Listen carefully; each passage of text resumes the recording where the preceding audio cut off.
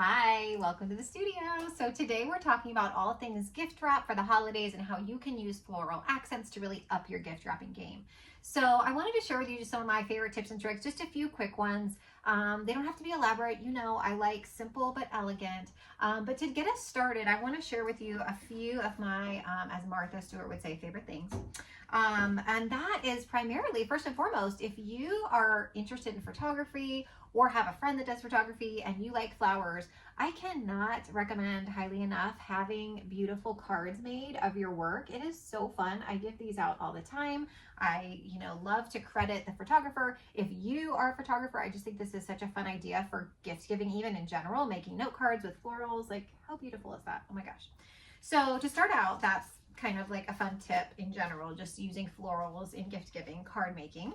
I think that's often overlooked, but to start, I'm going to show you how with something simple like this. This is actually a really cool wood cutting board that an artist friend creates for me for my bridal, like wedding clients, brides and grooms for their weddings. I like to gift these beautiful cutting boards, and they have a really cool slate piece here that you could like chalkboard marker on for like small charcuterie boards. They're like precious.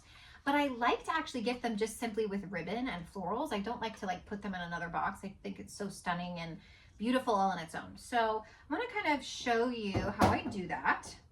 I like to have, usually like if it's for a wedding, I'll do just like a simple white ribbon. But in this case, I'm going to get festive. So we have snowflakes in all the fun, cute colors. This is actually a wired ribbon too, which I always like because if you can see what I'm doing here, I'm actually making a little kind of a crease in the wire to make it look cute and have movement. And so I just did a simple knot, not even doing a bow. And then again, kind of crimping the wire there, and like, look how cute. It's just so sweet.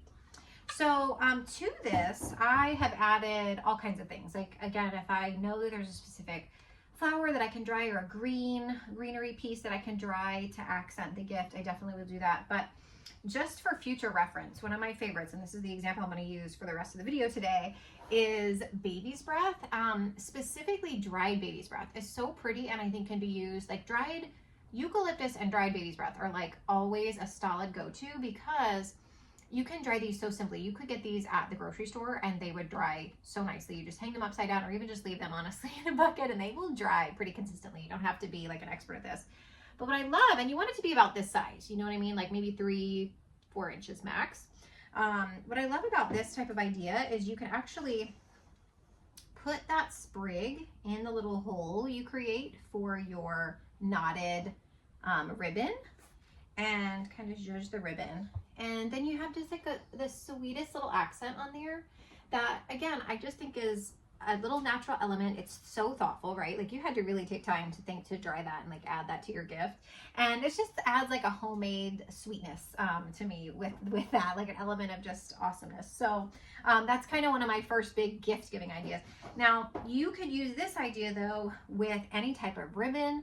You could, for example, you could also, instead of wrapping it through the ribbon, another idea that I love is, this is a sweet box I use also for just gift giving. I got a lot of them. I had them custom printed.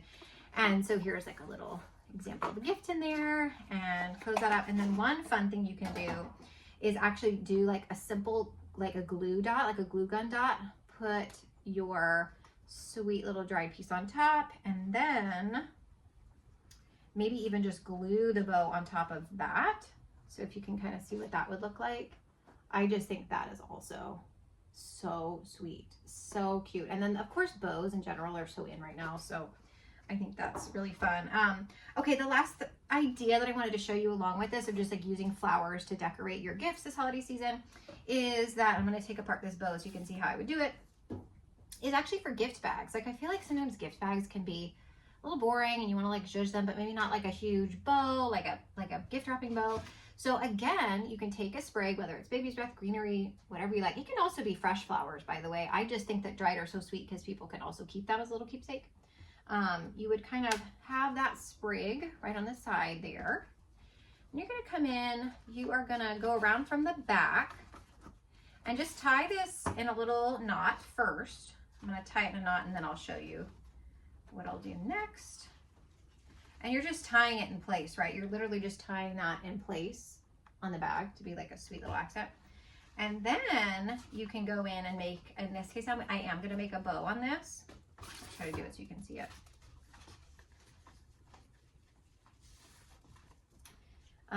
And then you have a little something, right? Like a little extra something.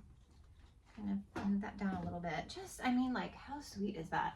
And then you can have your tissue paper in it, you know, but it's not like a bow per se, but it's a really thoughtful detail that I just think is like so fun. And then, you know, add your cards into the mix. And this is like homemade, on a budget, and with very little time spent. So I hope that you enjoyed seeing some of these ways that I use dried flowers.